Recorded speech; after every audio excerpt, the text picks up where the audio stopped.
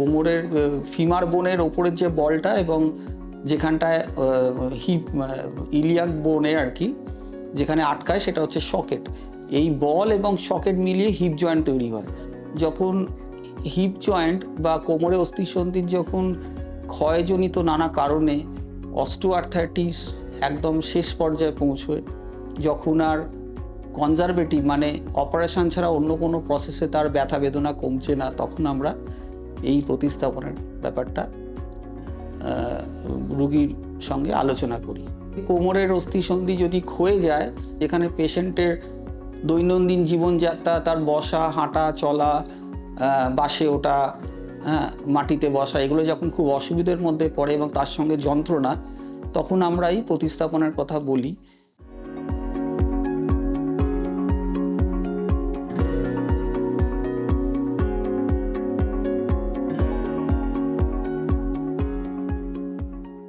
হাঁটুতে ব্যথা, কোমরে ব্যথা, বিভিন্ন হাতের গাঁটে গাঁটে, পায়ের গাঁটে গাঁটে ব্যথা, এই সমস্ত বিষয়ে কিন্তু আমরা কম বেশি শুনেই থাকি বা এগুলোর সাথে আমরা ওয়াকিবহল।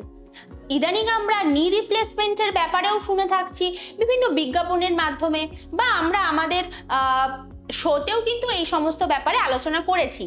কিন্তু একটা নতুন বিষয় যেটা কিন্তু এর আগে আপনারা অতটা আকারে শোনেননি, সেটা হচ্ছে হিপ রিপ্লেসমেন্ট।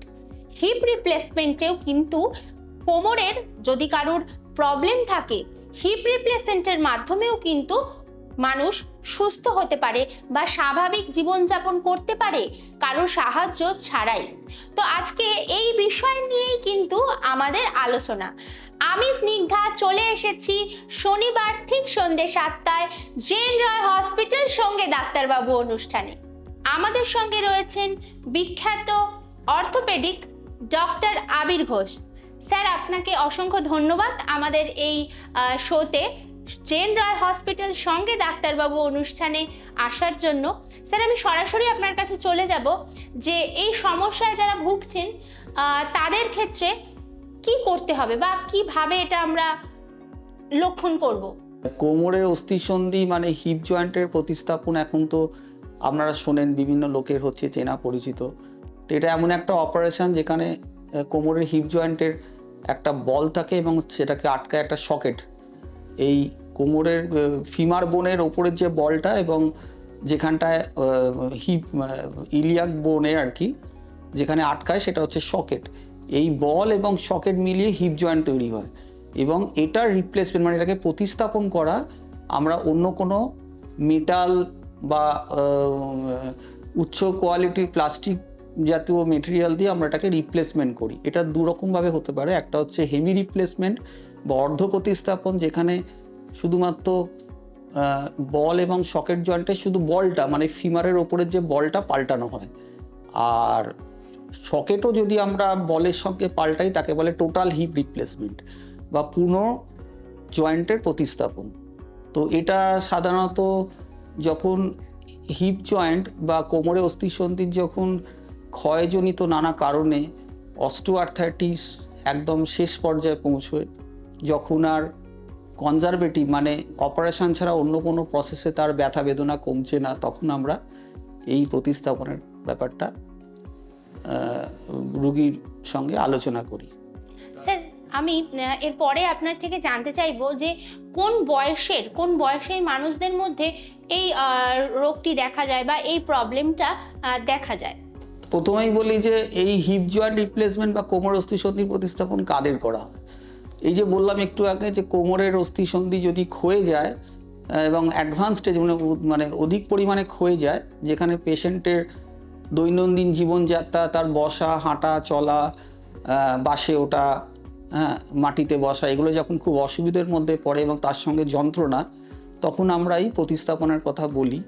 সাধারণত নানা কারণে এই হিপ জয়েন্টটা আস্তে আস্তে নষ্ট হয়। যেমন একটা হচ্ছে ইনফ্ল্যামেশন বা বাত জাতীয় অনেক রকমের বাত আছে, তার থেকে আমাদের যেমন রিউমাটয়েড আর্থ্রাইটিস আপনারা শুনে থাকবেন, বা স্পাইনাল কর্ডের যে বাত, স্পাইনের যে বাত, যেমন অ্যাঙ্কালোসিং স্পন্ডিলাইটিস, এসব আরও অসংখ্যতাই রকমের বাত আছে, তার থেকে হিপ জয়েন্ট নষ্ট হয়ে যায়। আবার আঘাতজনিত কারণে কারোর যদি আঘাত লেগে থাকে আর কি, বড় রকমের আঘাত বা হিপ জয়েন্ট ডিসলোকেশন করলো, অস্থিসন্ধি বেরিয়ে গেল বলটা সকেট থেকে, এরকম আঘাতজনিত কারণের থেকে হিপ জয়েন্ট আস্তে আস্তে নষ্ট হয়ে যায়। অনেক সময় কোনো কারণই খুঁজে পাওয়া যায় না, এরকম অসংখ্য কারণ আছে। তার থেকে এই অস্টিওআর্থ্রাইটিস হয়ে এই বল এবং সকেট জয়েন্টটা মানে হিপ জয়েন্টটা আস্তে আস্তে নষ্ট হতে থাকে।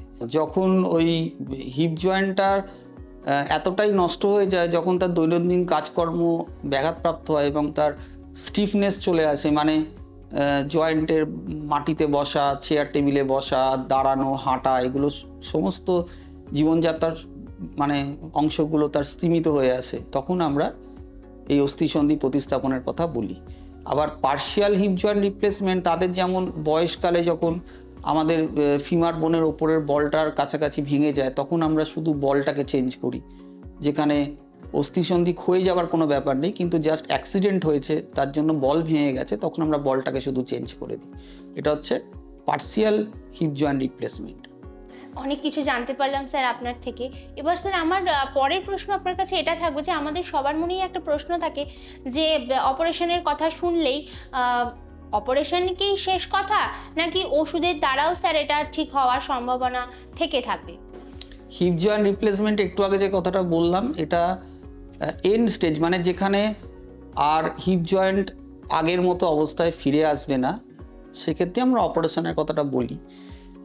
আর সেক্ষেত্রে ওষুধ দিয়ে প্রথম দিকে যখন অস্টিওআর্থ্রাইটিসটা প্রাথমিক পর্যায়ে আছে, সেক্ষেত্রে আমরা ওষুধে কিছুটা কাজ হয় ব্যথা কমানোর জন্য বা হাড়ের অস্টিওপোরোসিস কমানোর জন্য, বা অ্যাক্টিভিটি মডিফিকেশান করে বা ফিজিওথেরাপি করে কিছুটা তাকে বাগে রাখা যায় যন্ত্রণা, এই ব্যাপারগুলো। কিন্তু যখন অনেকটা অ্যাডভান্স করে যায় বাতটা আর কি, বা অস্টিওআর্থ্রাইটিসটা, তখন প্রতিস্থাপন ছাড়া আর অন্য কোনো রাস্তা থাকে না। একদম স্যার।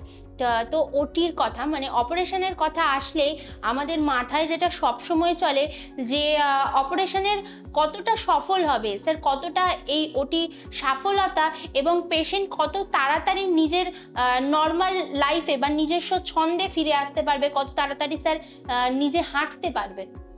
যে কোনো অপারেশনের যখন এত পরিমাণে হচ্ছে, তার সাফল্যের হার অবশ্যই যথেষ্ট পরিমাণে ভালো। তার জন্যই কোনো অপারেশন এত জনপ্রিয়তা পায়। বিশেষ করে হিপ এবং নি রিপ্লেসমেন্টে মানুষের অপারেশনের আগের যা পরিস্থিতি এবং মানুষের অপারেশনের পরের যা পরিস্থিতি, মানে আমূল পরিবর্তন হয়। যে লোকটি চলতে পারছিল না, বসতে পারছে না, হাঁটতে পারছে না, তার জীবনটা ব্যথায় জর্জরিত, তাকে হিপ রিপ্লেসমেন্টের পরে তার আগের জীবনে ফিরে আসা অনেকটাই, তার মোবিলিটি বেড়ে যায়। সে বাসে উঠতে পারে, সে বেড়াতে যেতে পারে, সে অন্যান্য দৈনন্দিন কাজকর্ম করতে পারে। তাহলে এটা তো একটা আমূল পরিবর্তন এবং তার সাফল্যের হার অনেকটাই বেশি। সেই কারণে এটা এত জনপ্রিয়তা পেয়েছে। একদম স্যার। আর আমরা একদম আমাদের অনুষ্ঠানের শেষ পর্যায়ে চলে এসেছি। শেষ পর্যায়ে আপনাকে আপনার যা প্রশ্ন থাকবে, লাস্ট প্রশ্ন, সেটা হচ্ছে যে কোন বয়সের মানুষদের মধ্যে এই সমস্যাটা হয়? ইউজুয়ালি অস্টিওআর্থ্রাইটিস বা বাতের তো নানা রকম ধরন আছে। একটা বয়সজনিত কারণে যেটা বাত, সেটা তো বয়সকালে হয়।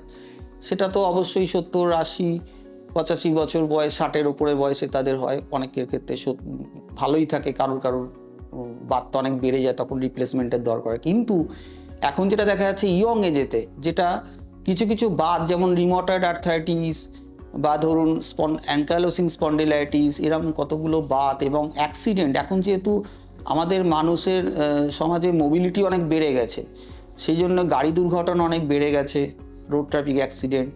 সেক্ষেত্রে থেকে নানা রকম আমরা সবসময় ওষুধ খাচ্ছি, এনভায়রনমেন্টাল পলিউশন, তার থেকে অনেক ব্যাপার আছে। হিপ জয়েন্ট অনেকেরই নষ্ট হয়ে যাচ্ছে। তা সেক্ষেত্রে ইয়ং বয়সেও তাদের হিপ জয়েন্ট রিপ্লেসমেন্টের প্রয়োজন পড়ছে।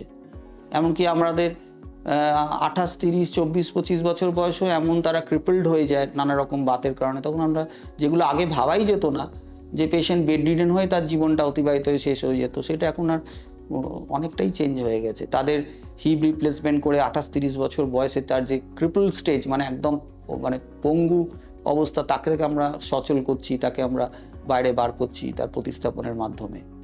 একদম, আপনারা কিন্তু তাহলে জেনে নিলেন যে একটি পেশেন্ট বেড রিডেন অবস্থা থেকে হিপ জয়েন্ট অপারেশনের মাধ্যমে কিভাবে সে আবার উঠে দাঁড়াতে পারবে এবং কারোর সাহায্য ছাড়াই সে নিজেই নিজের কাজকর্ম করতে পারবে। আর এই বিষয়ে যদি আরও বিস্তারিতভাবে আপনারা জানতে চান তাহলে অবশ্যই কিন্তু আপনাদের আসতে হবে মানিকতলার জে.এন. রয় হসপিটালে। আপনারা স্যারকে আমাদের এখানে পাবেন, স্যার আমাদের সাথে যুক্ত আছেন। আরও যদি বিশদে আরও কিছু জানতে চান তাহলে অবশ্যই আমাদের পেজে কমেন্ট করতে পারেন বা আমাদেরকে ফোন করতে পারেন। আবার পরের সপ্তাহে শনিবার ঠিক সন্ধ্যে 7টার সময় নতুন কোনো সমস্যা নিয়ে, নতুন ডক্টরবাবুর পরামর্শ নিয়ে আমরা কিন্তু হাজির হব জে.এন. রায় হসপিটাল সঙ্গে ডাক্তারবাবু অনুষ্ঠানে। ধন্যবাদ।